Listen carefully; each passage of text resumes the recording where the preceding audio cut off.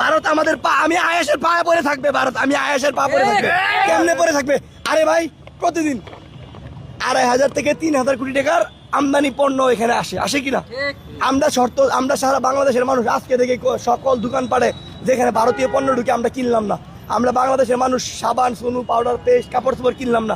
এ হালার পুত হালা, দাঁড়া দাঁড়া দাঁড়া দাঁড়া, ইন্ডিয়া কোথায় থাকবে? তোর পায়ের মধ্যে থাকবে।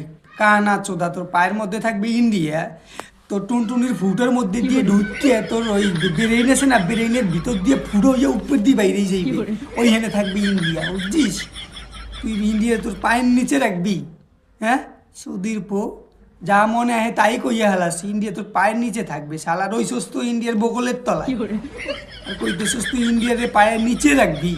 হ্যাঁ ইন্ডিয়ার পণ্য সামগ্রীকে তোরা ব্যান্ড করবি? শালাই যে 5,500 টন চাল দিয়েছে ভারত তোদেরকে, না হলে তো না খেয়ে পড়ে মরবি চোদ নারা চুদির ভাইরা, তারপরে আবার চিল্লি করতাছস।